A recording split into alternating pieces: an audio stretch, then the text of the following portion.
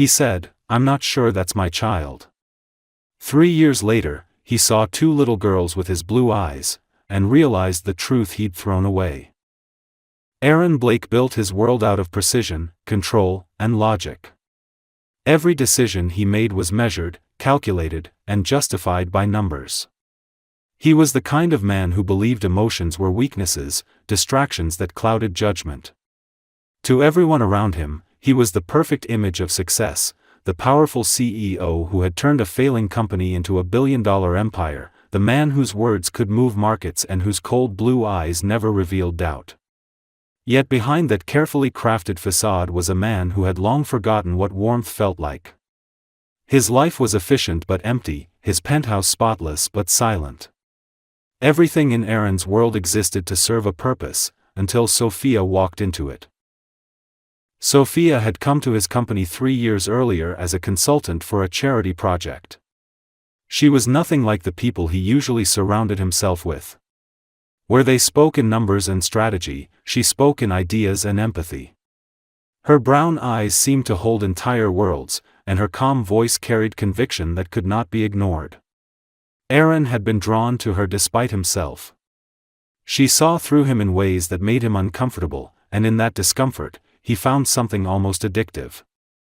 What began as late-night discussions about the project turned into dinners, then weekends together that neither of them planned but both secretly wanted. For the first time in years, he felt something he couldn't quantify. When Sophia told him she was pregnant, it was as if someone had ripped the floor from beneath him.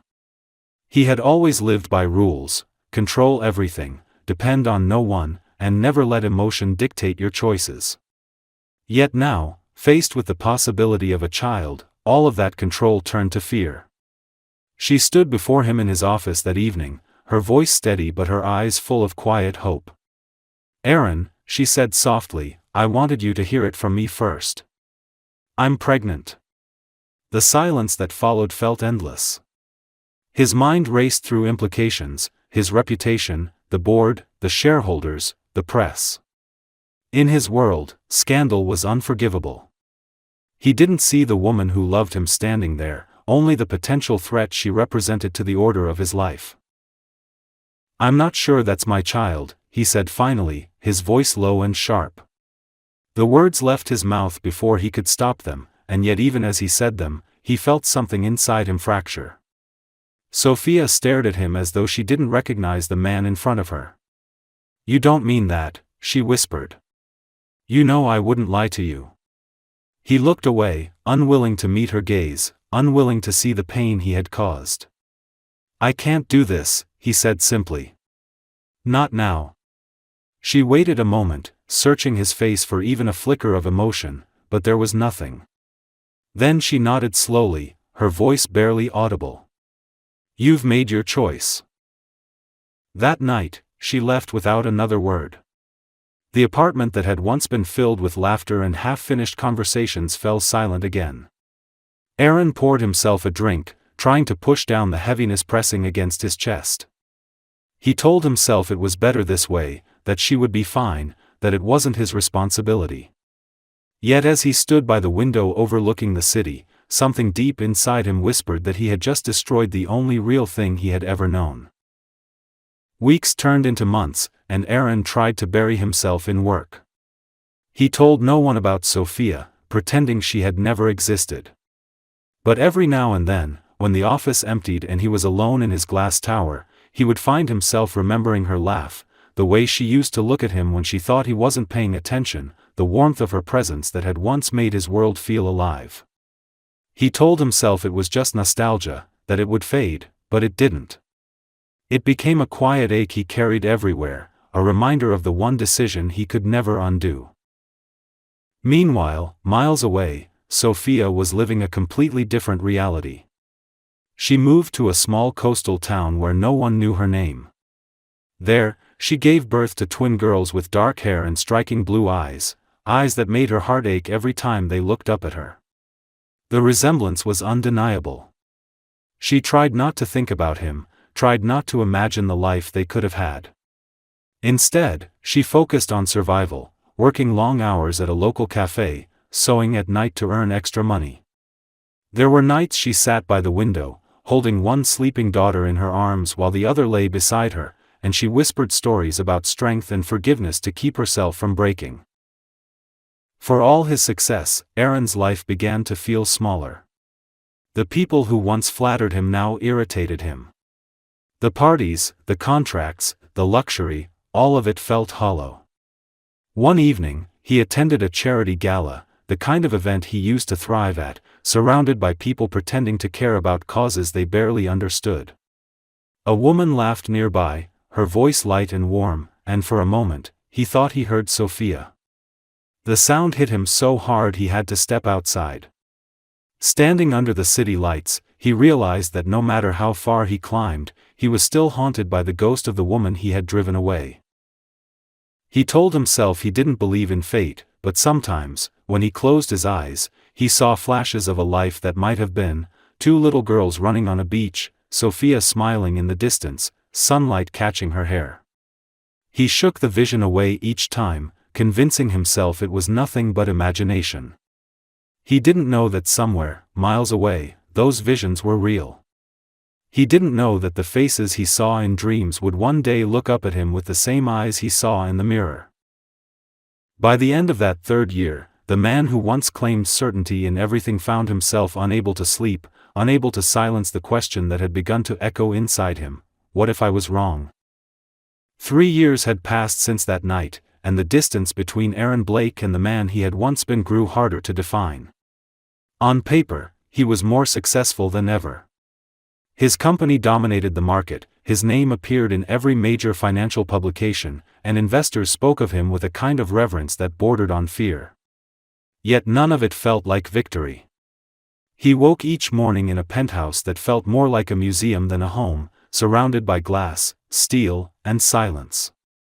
The walls were covered with art he didn't care about, the view a perfect panorama of a city that no longer impressed him. People called him disciplined, focused, even brilliant, but in truth he was haunted. Every achievement felt like an echo against a hollow core, and no matter how much money he made, nothing quieted the faint, persistent ache that followed him everywhere. He had learned to live with regret the way some people live with a chronic wound: it hurt less over time, but it never really healed. Sometimes, in the rare hours between midnight and dawn, he would find himself staring at the ceiling, wondering where she was, what had become of her. He had tried to find Sophia once, months after she left, but she had vanished completely. No social media, no records, no trace of her name. His lawyers suggested she might have left the country, but he doubted it. He had the money to search, but something inside him told him he didn't deserve to know. He had told himself that his disbelief was logical, that he had done what any practical man would do, but even logic has its limits when guilt begins to rot from the inside. Meanwhile, Sophia's world was one of quiet struggle and gentle resilience. The small coastal town she had chosen was both her refuge and her prison. The ocean became her confidant, its endless rhythm reminded her that life, no matter how broken, always moved forward. The cafe she worked at was modest, painted in faded blue, with white curtains that fluttered in the wind. Most days began before sunrise. She would dress the twins, Emma and Bella, in matching sweaters, braid their dark hair, and walk them down to the daycare by the harbor. Then she would hurry to the cafe, where she spent her days serving tourists and locals with the same patient smile. The regulars adored her, though none knew her story.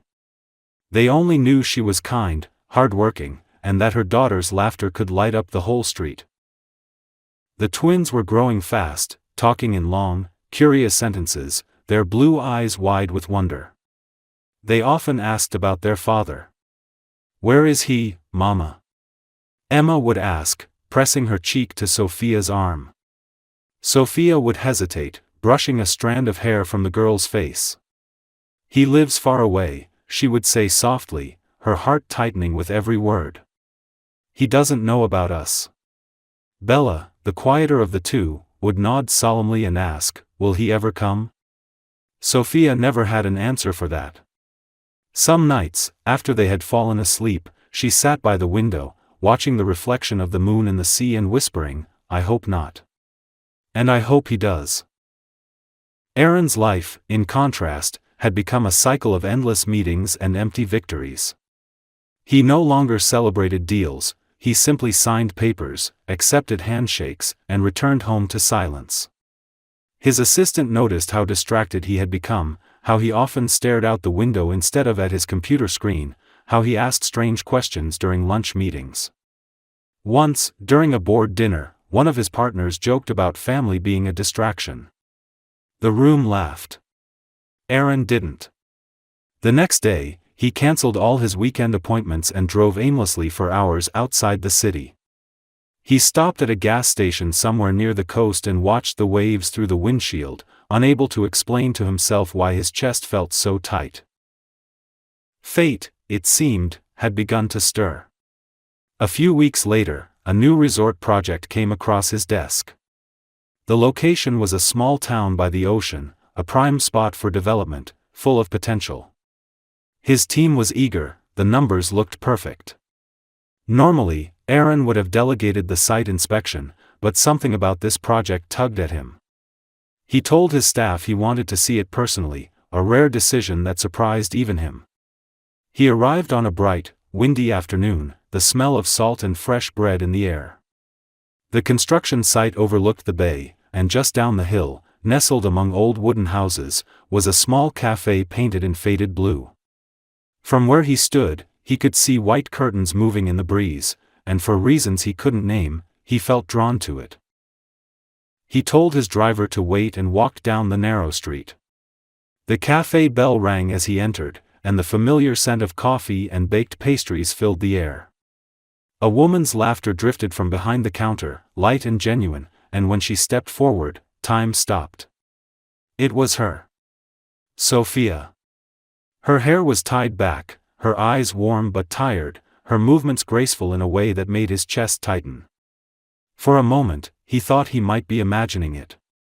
3 years had changed her, softened her edges, but he would have known her anywhere.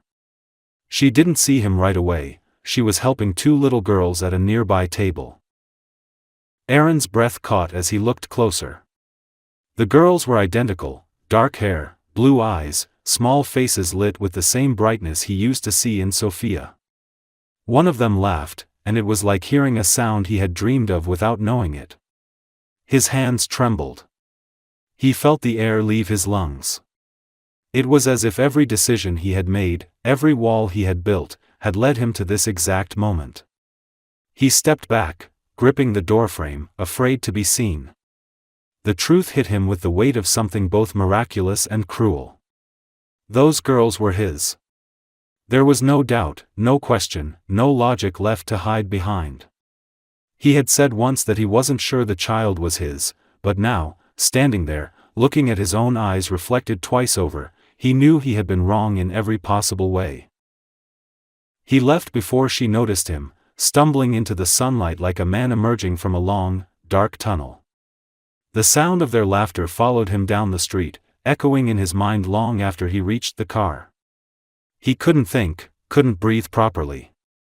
His driver asked if he was all right, and he simply nodded, unable to form words. That night, back in his hotel, he didn't open his laptop or answer a single call. He sat by the window, staring at the sea, haunted by the sight of 2 little girls with his eyes and her smile. For the first time in years, Aaron Blake, the man who thought he had no weaknesses, felt completely and utterly broken. Aaron didn't sleep that night. The image of the 2 little girls replayed in his mind endlessly, looping like a film he couldn't turn off. He could still hear their laughter, see the way their small hands reached for Sophia, their matching blue eyes glowing with innocence. Every time he blinked, their faces appeared again, his own reflection staring back at him through them. For years, he had tried to convince himself that walking away was the logical choice, that emotions had no place in the life he had built. Now, logic felt meaningless. He had spent so long chasing control, yet one unexpected moment in a small seaside cafe had shattered every illusion of power he thought he had. The next morning, he drove back to the cafe. He told himself he wouldn't go inside, that he only wanted to see them again from a distance. He parked across the street, lowering the window slightly, and watched. Sophia was arranging chairs on the porch, her hair tied loosely, strands blowing in the wind. She looked the same and yet completely different. There was a quiet strength in her now, something unshakable that came from surviving pain without help. The girls played near her feet, chasing each other in small circles, their laughter echoing across the street. Aaron felt his chest tighten with something he didn't recognize at first, longing, guilt, and something even deeper that he hadn't allowed himself to feel in years. He came back again the next day, and the day after that. He stayed in the car, always watching from afar, never daring to approach. At night, he lay awake in his hotel room, replaying the moments he'd seen, trying to imagine what it would be like to walk up to them and say the words he had once refused to believe, that he was their father. But each time he pictured it, fear stopped him. He didn't know how to face Sophia, how to look her in the eyes after the things he'd said. What could he possibly say now that would make any difference? Still, he couldn't stay away. The pull was too strong. On the 5th day, Sophia noticed him. She was leaving the cafe when she caught sight of the familiar car across the street. Her heart stopped for a moment. She knew that car, even after all these years. She stood frozen, disbelief turning to anger, and then to something sharper, resolve. Without hesitation, she crossed the street, her movements calm but purposeful. Aaron saw her coming and felt his pulse quicken. He stepped out of the car, unsure whether to speak first, but the look in her eyes silenced him. "What are you doing here?" she asked, her voice low but steady. He opened his mouth, but nothing came out. "You shouldn't be here," she said, her gaze hardening. "You don't belong in our lives anymore." Her use of the word "our" hit him like a punch. He swallowed, his throat dry. "Sophia," he started, "I didn't know," she cut him off. "You didn't want to know," she said sharply. "That's the difference." The words stung because they were true. He looked at her, seeing not the woman he'd left behind, but someone who had built an entire world without him. "They're mine," he said quietly, his voice barely above a whisper. "Aren't they?" Sophia's expression didn't change. "Yes," she said after a long pause. "They're yours. But they're also mine. And I'm the one who stayed." He felt the air leave his lungs. "I just want to see them," he said, desperate now. She shook her head slowly. "You've already seen enough. You had your chance 3 years ago. You made your choice." She turned to walk away, but he reached out instinctively, stopping just short of touching her arm. "Sophia, please," he said. "I didn't know how to." She faced him again, her eyes flashing. "No. You didn't want to know how. You walked away because it was easier. You wanted a clean life without complications, and we didn't fit into that. So don't come back now pretending to care." Her words sliced through him, each one landing with painful precision. He stood there in silence as she turned and walked back to the cafe, her hair catching the light, her daughters running toward her with joy. He watched as she knelt to hug them, their small arms wrapping around her neck. It was a perfect picture of love and belonging, and he realized with crushing clarity that he had never been part of it.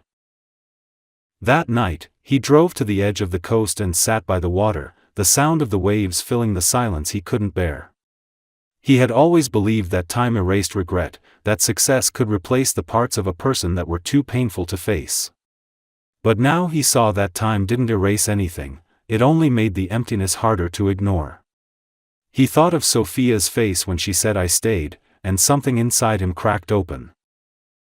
The next few days, he stayed away from the cafe, trying to convince himself that leaving again was the right thing to do. He told himself that showing up after 3 years could only make things worse. Yet no matter how far he drove, his thoughts circled back to the same place, to those 2 little girls and the woman who had carried the weight of his cowardice. He began to imagine their lives without him. The morning Sophia spent rushing to work, the nights she spent reading to them by lamplight, the countless moments of joy and exhaustion he had denied himself. One evening, unable to fight it any longer, he returned. He waited until the cafe closed, then approached quietly, unsure if he would even be allowed to speak to her. The lights inside were dim, and through the window, he saw Sophia wiping down tables while the girls colored in notebooks. When she looked up and saw him standing there, she didn't speak right away. Her expression was tired, guarded, but not surprised. She walked to the door and opened it, standing in the frame without inviting him in. "Why are you here again?" she asked. He took a deep breath. "Because I can't leave it like this," he said. "I can't walk away this time." Sophia studied him for a long moment, searching for any trace of the man she used to know. She saw the expensive suit, the perfect posture, but there was something different in his eyes now, something broken. She sighed, her shoulders softening slightly. "You can't just decide to show up and expect everything to change," she said. "You think regret is enough?" "It isn't." He nodded. "I know. But I have to start somewhere."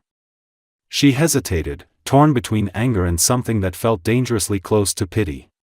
"You should go," she said quietly. "The girls don't need confusion. They don't need promises that might break them later." He looked down, then back at her. "I'm not here to make promises," he said.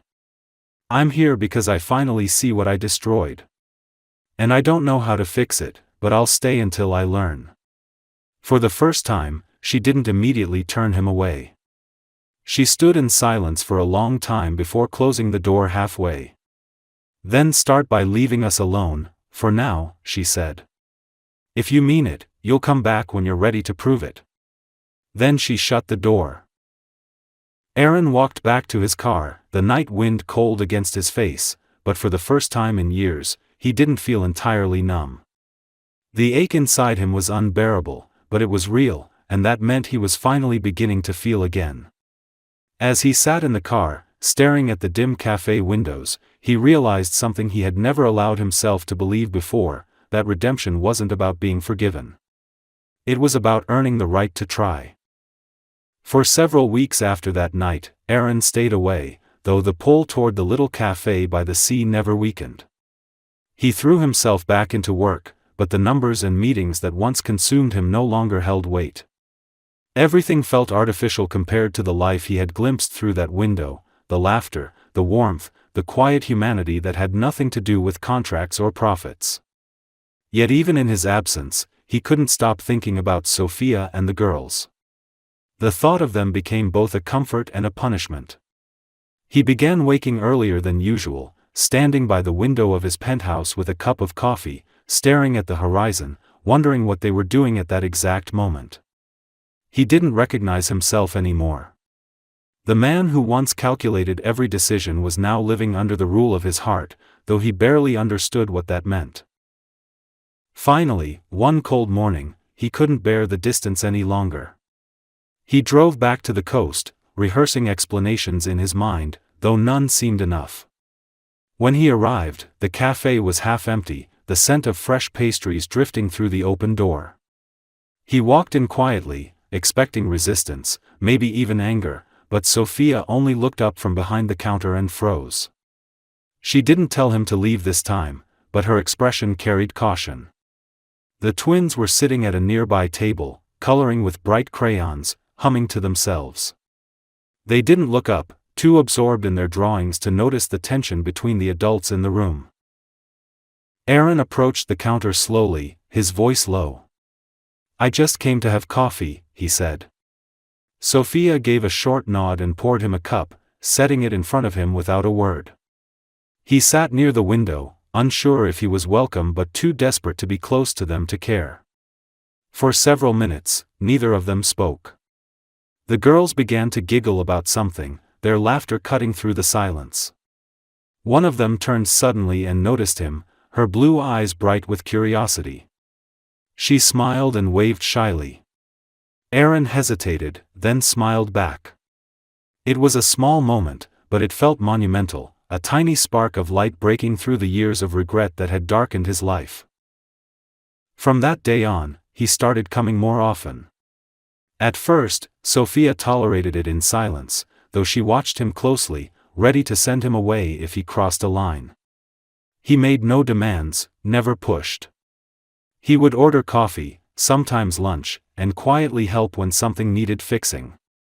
When he noticed a hinge loose on the door, he repaired it without being asked.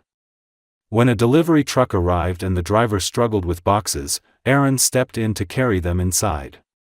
The other employees noticed, whispering among themselves, curious about the stranger in the expensive suit who seemed so out of place yet so determined to belong. The twins grew used to seeing him. They began to greet him when he arrived, sometimes showing him their drawings or telling him about their day at the daycare. They called him Mr. Aaron, their pronunciation slightly uneven, and every time they said it, he felt something twist inside his chest. It was strange and beautiful and painful all at once. One afternoon, when Sophia was cleaning the counter, she caught sight of him crouched beside the girls, helping them stack sugar packets into little towers. They were laughing, completely unaware of the world around them. Something in that sight made her stop. For years, she had imagined what it would be like if he had stayed, how different things might have been. She had convinced herself she no longer cared, that the anger had burned everything away. But watching him now, so gentle, so careful not to overstep, she realized that what remained wasn't hatred, it was fear. Fear of letting him close again and losing everything all over. One evening, as the sun dipped into the ocean and painted the cafe in golden light, Sophia stepped outside after closing and found Aaron standing near the entrance, tightening a loose bolt on the sign. She crossed her arms, her voice soft but firm.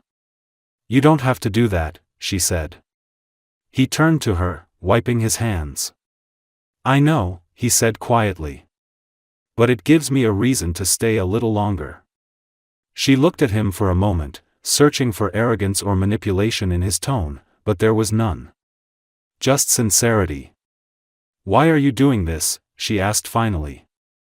He hesitated, glancing toward the cafe windows where the light flickered. "Because I can't change the past," he said. "But I can stop running from it.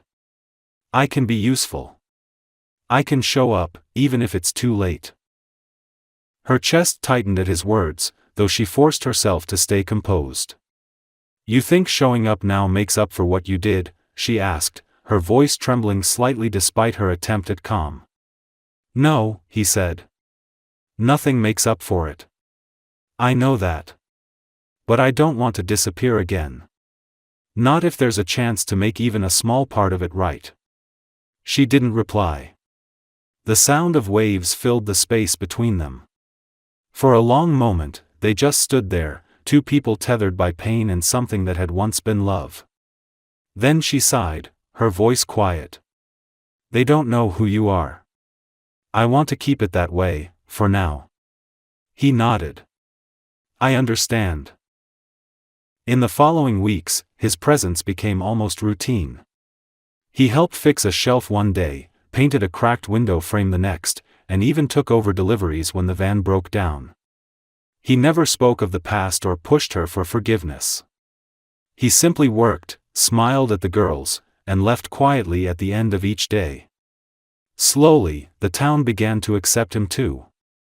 Locals started greeting him by name, curious but kind, unaware of the story behind his eyes. Despite herself, Sophia began to soften. She noticed the small things, the way he crouched to talk to the twins at their level, the care he took to never overstep, the quiet gratitude that lived in his every action. One night, after closing, she found him outside again, fixing the light above the door. "You don't stop, do you?" she said with a tired smile.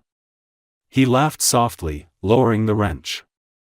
"I guess I'm afraid that if I stop moving, I'll realize how much I've already lost." She looked at him for a long moment, then said, "You already know." His smile faded, but he didn't argue. That night, after he left, Sophia sat alone in the darkened cafe, thinking about everything that had changed since he walked back into their lives. It terrified her how quickly the girls had grown attached to him, how natural it felt to have him nearby. Part of her wanted to push him away before he could hurt them again, but another part, one she had buried years ago, wanted to believe that maybe people could change.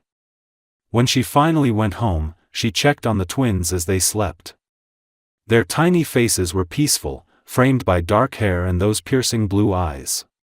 She brushed a tear from her cheek and whispered to herself, "Don't let me be a fool again." At the same time, across town, Aaron sat alone in his car by the harbor, the ocean stretching endlessly before him. He thought of Sophia's voice, the way her walls seemed to tremble even when she tried to sound strong. He knew she didn't trust him, she had every reason not to, but for the first time in his life, he wasn't driven by pride or control. He didn't want to win her back through persuasion or charm. He wanted to earn his place quietly, through patience, through consistency, through every small act that proved he wasn't the same man who once walked away. He stayed until the sky turned from blue to black, until the stars began to shimmer above the water. And for the first time in years, he felt something almost like peace, fragile and fleeting but real. It wasn't redemption yet, but it was the beginning of it. And he promised himself that no matter how long it took, he would not leave again, not until Sophia looked at him and saw not the man who had abandoned her, but the one who had finally learned how to stay. The weeks began to blend together, each one a quiet rhythm of routine and restraint. Aaron came to the cafe almost every morning, never too early, never too eager, careful not to cross the invisible lines Sophia had drawn. He would order the same black coffee, sometimes a sandwich, sit near the window, and quietly observe the life that had once been his only in imagination. The twins would greet him with their shy smiles, and every time they did, he felt something inside him soften, a small piece of the coldness that had once defined him breaking apart. He was still an outsider in their world, but with every passing day, the distance seemed to shrink. The girls had accepted his presence long before their mother had. They showed him their drawings, asked him to taste their cookies, and once, when he sneezed, they both giggled uncontrollably, insisting he needed a pink napkin for healing. That moment, two tiny hands offering him a napkin with such seriousness, stayed in his mind longer than any business deal he'd ever made. Sophia watched these moments with mixed emotions. There were times she caught herself smiling without meaning to, especially when she saw how gentle Aaron was with them, how he listened with genuine interest to their endless stories about seashells and imaginary friends. But every smile was followed by guilt, because she didn't want to forget what he had done. She couldn't. Forgiveness wasn't a switch she could flip, it was something that demanded time, trust, and proof that he would not break them again. Late at night, when the cafe was empty and the twins were asleep, she would stand by the sink, washing cups while replaying the day in her head. Sometimes she would remember how cold his voice had sounded years ago when he said he wasn't sure the child was his, and it still hurt like an old scar that refused to fade. Yet when she thought of how he had stayed by the cafe door through a storm last week, just to make sure they got home safely, something in her heart began to waver. Then came the night that changed everything.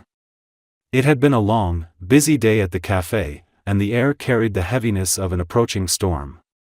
The twins had been unusually quiet all evening, and by closing time, Emma was flushed and shivering. Sophia touched her forehead and felt the unmistakable heat of a fever. Panic hit instantly, she didn't have anyone to leave the cafe with, and the nearest clinic was closed for the night. Aaron, who had just arrived to drop off some supplies for her, noticed the fear on her face before she even spoke. "She's sick," Sophia whispered, her voice shaking slightly. It came out of nowhere. Without hesitation, he took off his jacket and rolled up his sleeves. "Tell me what you need," he said. "I'm staying." That night stretched endlessly. The rain hammered against the windows, and thunder rolled over the sea. Aaron helped in every way he could, he brought towels, fetched water, and held the child when her small body trembled with chills. At one point, Sophia was sitting beside the bed, exhausted, her hands trembling as she tried to cool her daughter's forehead. Aaron knelt beside her, gently taking over, his movements calm and steady. "You should rest for a minute," he said softly. "You've been doing this alone for too long." She wanted to argue, to remind him that she didn't need him, but the truth was that she was too tired to speak. For the first time in years, she let someone else help her. Hours passed before the fever broke. When Emma finally drifted into sleep, Sophia exhaled with relief, her head resting against the edge of the bed. She hadn't realized how tightly she'd been holding her fear until that moment. Aaron stayed beside them, his arm resting lightly on the mattress, his eyes fixed on the little girl's peaceful face. At some point, exhaustion overtook him, and he fell asleep right there, sitting on the floor. When morning came, Sophia woke to find him still there, his back against the wall, his jacket draped over the sleeping child. She watched him silently, her emotions tangled between gratitude and sorrow. He looked older, softer somehow, as though the years had finally caught up with him. When he finally stirred awake, she whispered, "You didn't have to stay." He rubbed his eyes and gave a tired smile. "I know. But I wanted to." There was no pride in his tone, no attempt to impress her, only quiet honesty. For a moment, she didn't know what to say. Then she simply nodded. "Thank you." It was the first time she had said those words to him since the day he left her. It wasn't forgiveness, but it was a beginning. After that night, something changed between them. The tension that had always filled the air whenever they were alone began to soften. Sophia no longer flinched when he came close, she no longer looked at him as if waiting for him to disappear. She noticed small things he did, how he fixed the twins' broken toys without being asked, how he always remembered their favorite pastries, how he made sure to leave the cafe spotless before he left. It was as though he was quietly trying to rebuild something one act of kindness at a time. And though she never said it aloud, she began to rely on him more than she realized. One afternoon, when the twins were napping in the back room, Sophia brought him a cup of coffee without his asking. It was a small gesture, but when their fingers brushed as she handed it to him, the silence between them changed. He looked up at her, searching her face, but she quickly looked away. "Don't read into it," she said, her voice softer than usual. "It's just coffee." He smiled faintly, knowing it was more than that. The next few weeks were quiet but meaningful. Aaron began staying later in the evenings, helping her with the closing routine. Sometimes they talked about small things, the weather, the twins, plans for the cafe, but sometimes the silence between them was more honest than any conversation. One night, while sweeping the floor, Sophia said quietly, "They like you, you know." He paused mid-motion, his heart skipping. "I like them too," he said. She nodded, her back still turned to him. "Just remember," she said, her voice trembling slightly, "liking them isn't enough. If you want to be in their lives, you can't leave again." He set the broom down and walked closer, careful not to touch her. "I know," he said quietly. "I won't." After that, their lives began to intertwine in ways neither could have predicted. Aaron learned to cook simple meals for the girls, though he ruined more than he succeeded. Sophia laughed the first time he tried to flip pancakes and nearly set off the smoke alarm. It was the first time she had laughed like that in years, and when she caught his eyes afterward, she froze, realizing how natural it felt. Later that night, after he left, she found herself standing by the window, whispering to the quiet street outside, "Don't make me believe again if you're going to leave."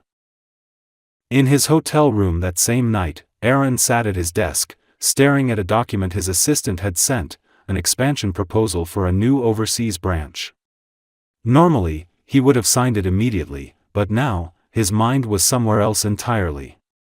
He thought about the cafe, the twins, the sound of Sophia's laughter echoing in his memory. For the first time in his life, a business decision felt meaningless compared to a life he was just beginning to rebuild. He realized that success, the thing he had once worshipped, no longer mattered if it meant being alone. He closed his laptop, leaned back, and whispered to the empty room, "I'm not leaving again." The next morning, when he walked into the cafe, the twins ran to him, their hair messy and their hands sticky with jam. "Mr. Aaron," they shouted in unison, and he laughed, lifting them both at once.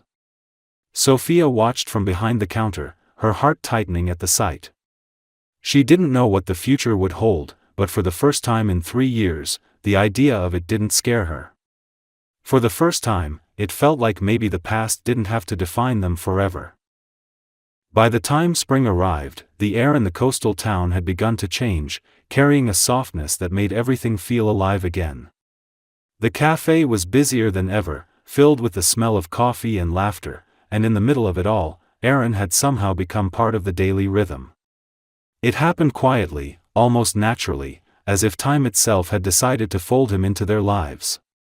He never forced his presence, never demanded acknowledgement, he simply showed up every day, and little by little, the girls began to expect him. They waited for him to help with their drawings, to lift them up when they couldn't reach the cookie jar, or to tell stories about cities they had never seen.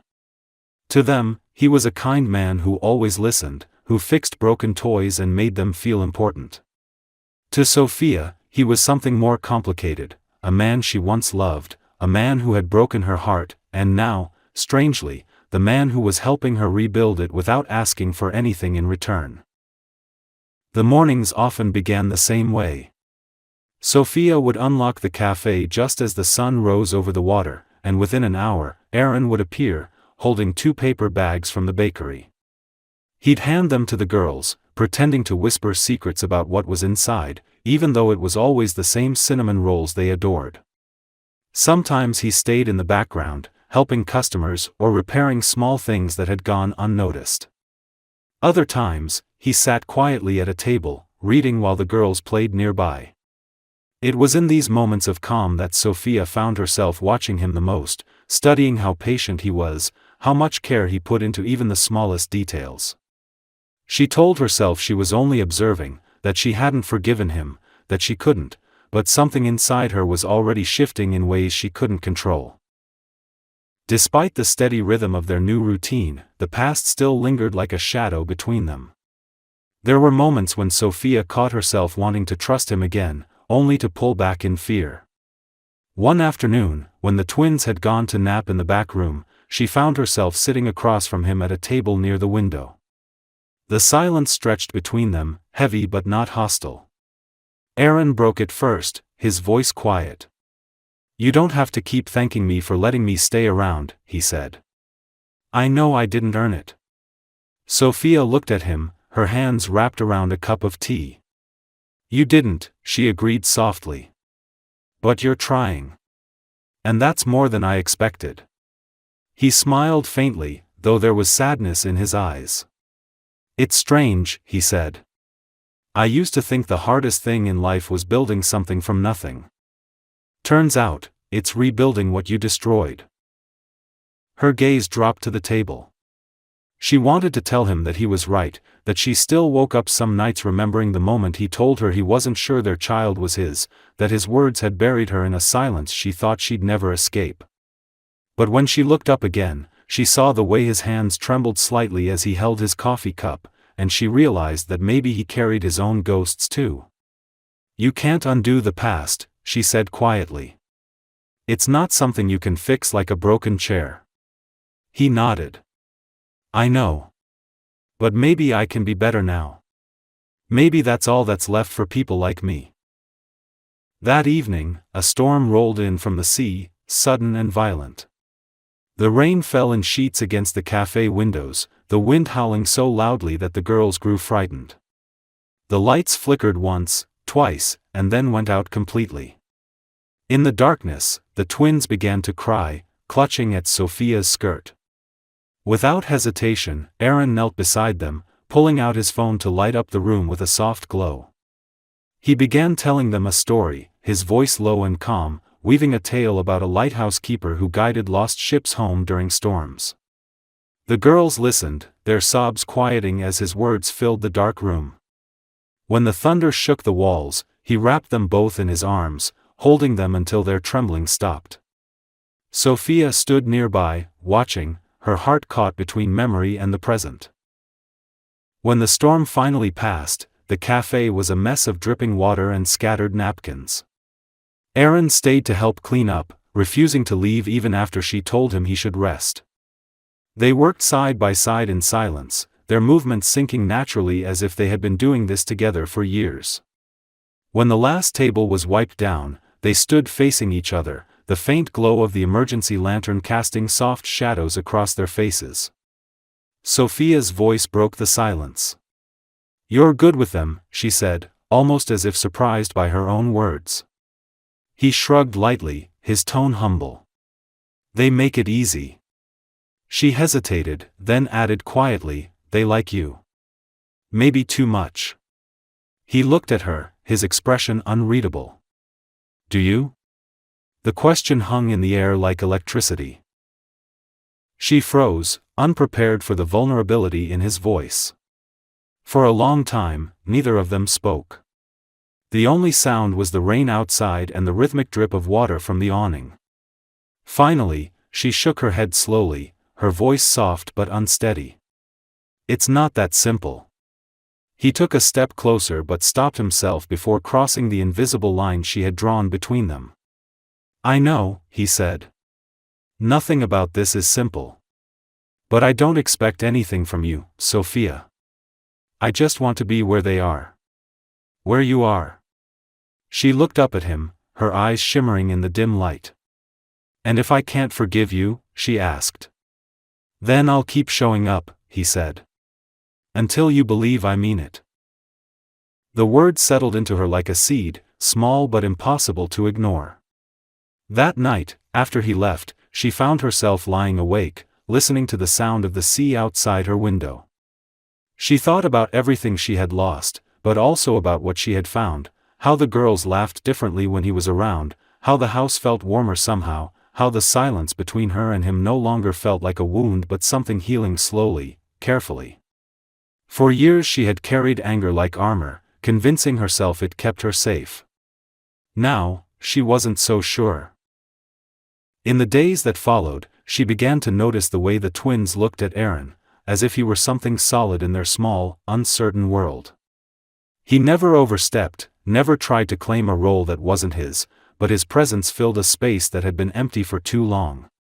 One afternoon, Sophia overheard Emma telling her sister, "Mr. Aaron doesn't talk loud like other grown-ups. He listens." That simple observation made her eyes sting with tears. Still, she couldn't let herself trust completely. One evening, as they closed the cafe, she finally asked the question that had haunted her for months. "Why now?" He looked up from wiping the counter, puzzled.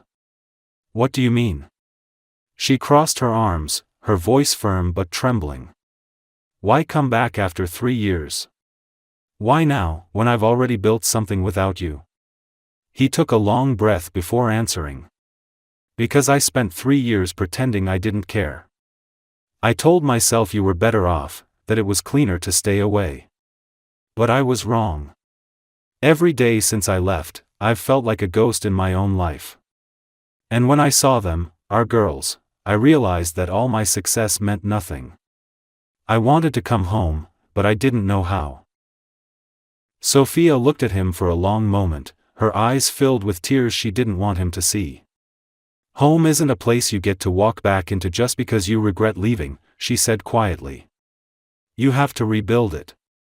He nodded, his voice barely audible. "Then let me start with one brick." She turned away, unable to respond, but deep down, she knew the wall between them was beginning to crack. Later that night, after the twins had fallen asleep, Sophia stepped out onto the porch. The air was cool and smelled of salt. She looked out at the ocean and saw the faint glow of a lighthouse in the distance, steady and unbroken. For some reason, it made her think of him, of the way he had held their daughters during the storm, of how his voice had steadied them. She wasn't ready to forgive him, not yet, but she couldn't deny what she felt anymore. He was becoming part of their world, not through grand gestures or apologies, but through quiet consistency. And for the first time in years, she allowed herself to whisper the thought she had been too afraid to believe: maybe people could change after all. The weeks that followed were slow but transformative, filled with quiet moments that neither of them dared to define. The cafe had become a small world of its own, a place where routine stitched the fragments of their lives together one day at a time. Aaron continued to arrive every morning, his presence now expected rather than surprising. He no longer felt like an outsider peering into a life that wasn't his. Instead, he had become part of its rhythm, moving naturally within it. The twins had grown bolder around him, climbing into his lap to show him their scribbled drawings or tugging on his sleeve to play. Sometimes, when Sophia was too busy to watch, he would lift them high into the air, their laughter echoing through the cafe like music. Every sound of their joy hit something deep inside him, a mix of wonder and shame, because it reminded him of how much he had missed, how many firsts had passed without him there. Sophia noticed the way he looked at them, how his eyes softened when they smiled, and though she tried to tell herself not to care, she couldn't ignore the truth anymore. There was something undeniably genuine about the way Aaron loved the girls, even though they didn't yet know who he really was. Still, she fought her feelings. She told herself that forgiveness was dangerous, that people like him didn't change completely, that one day he might leave again and she'd have to explain it to the children. Yet each time she saw him wiping flour from his shirt after helping the twins bake cookies, or kneeling on the floor to fix a broken toy, her defenses weakened just a little more. Then, one quiet Sunday afternoon, everything shifted. The cafe was closed, and Sophia had taken the girls to the park nearby. The air was warm and filled with the smell of freshly cut grass, the ocean breeze gentle on her skin. Aaron appeared unexpectedly, carrying a small box of pastries from the bakery. The twins ran to him immediately, their joy unrestrained. "Mr. Aaron! You came," they shouted, and he laughed, crouching down to their level. "Of course I did," he said. "I promised I'd bring treats, didn't I?" As they ate and played on the swings, Sophia stood watching from a distance, her arms crossed loosely. He caught her gaze once, and something passed between them, a quiet understanding that words could not express. When the girls grew tired and ran toward the sandbox, Aaron walked over to Sophia. They stood in silence for a moment, watching the twins together. "You've done an incredible job with them," he said softly. "They're bright, kind, full of life." She gave a small, tired smile. "They're all I have," she said. "I had to be both parents." He nodded slowly, the guilt in his eyes unmistakable. "I should have been there," he said. "Every day that I wasn't." She turned her head toward him, her tone sharp but trembling. "Then why weren't you, Aaron? You looked me in the eyes and said you weren't sure if they were yours. Do you know what that did to me?" His voice broke slightly. "I was a coward. I thought I was protecting myself from disappointment. I didn't understand what I was losing until it was already gone." Sophia looked at him for a long time, her anger softening under the weight of his words. "You can't undo it," she said. "No matter how sorry you are." He took a step closer, his tone quiet. "I know. But I can spend the rest of my life trying to make it right." She didn't answer. The twins called to her from the swings, and she walked away, leaving him standing there in the sunlight, his heart heavy but determined. That evening, the weather turned unexpectedly. The sky darkened, and the wind picked up. Sophia had just put the girls to bed when there was a loud knock on the door. She opened it to find Aaron, drenched from the rain, his face pale. "There's a landslide blocking the road by the cafe," he said. "I came to make sure you were safe." She blinked in shock.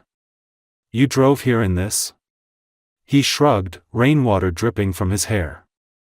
"I wasn't going to sit and wonder if you were okay." For a moment, neither spoke, the tension between them thick and electric. Then she stepped aside and let him in. Inside, the small house felt warmer, cozier than he had imagined. He stood awkwardly by the doorway, his clothes soaked through. Sophia handed him a towel, shaking her head. "You're impossible," she murmured, though there was a hint of a smile in her voice. He dried his hair, laughing softly. "Maybe," he said. "But I'm here." The sound of thunder made the twins cry out from the bedroom, and Sophia rushed to them. Aaron followed quietly, standing in the doorway as he watched her comfort them. Without thinking, he stepped closer, sitting beside them on the bed. One of the girls reached out, her small hand resting on his. "Stay," she whispered. He froze for a second, then nodded. "I'm not going anywhere." They all sat there together as the storm raged outside, the thunder rolling like distant drums. Aaron told them another story, this one about a man who lost his way in a storm and found his heart again by following the sound of laughter. The girls listened intently, their eyelids heavy with sleep, and soon they drifted off, their heads resting against his arm. Sophia watched him, her chest tightening with a mix of emotion she couldn't name. She saw how tenderly he looked at them, how careful his every movement was, as if afraid that breathing too loudly might wake them. When she finally met his gaze, he whispered, "They deserve to know the truth, don't they?" Her breath caught. For months, she had avoided that question, afraid of what it might mean. "I don't know if they're ready," she said quietly. "I don't even know if I'm ready." He nodded slowly, his expression full of understanding. "Whenever you are," he said. "I'll be here." When the storm ended and he finally stood to leave, Sophia walked him to the door. The rain had stopped, but the air still smelled of earth and salt. He hesitated before stepping outside. "You don't have to forgive me," he said. "But thank you for letting me be part of their world." She looked at him, her voice soft but steady. "You already are, Aaron. Whether I like it or not." After he left, she stood by the window, watching his car disappear into the fog. She realized then that she no longer felt the sharp sting of anger when she thought of him. What she felt instead was something gentler, something she hadn't let herself feel in years: hope. It terrified her, but it also warmed her in a way nothing else had since the day he walked away. The next morning, when he came to the cafe, Sophia didn't greet him with her usual guarded tone. Instead, she handed him a cup of coffee before he could order and said quietly, "Sit. We need to talk." He froze, unsure of what was coming. "They deserve to know who you are," she continued. "But if we tell them, I need to know you're not going anywhere again." He met her eyes and answered without hesitation. "I'm not." It wasn't forgiveness yet, and it wasn't love. It was something in between, fragile, uncertain, but real. As they sat across from each other in the morning light, the sound of the twins' laughter filling the room, Sophia finally allowed herself to imagine a future that wasn't built on fear. Maybe it would take years to fully trust him again, but for the first time since he left her, she believed he might actually stay. The morning they told the girls the truth was quiet and strangely calm, the kind of morning when the world seemed to hold its breath. The cafe had not yet opened, and sunlight streamed through the large front windows, painting warm gold patterns across the wooden floor. Sophia had spent the night pacing, her mind torn between fear and resolve.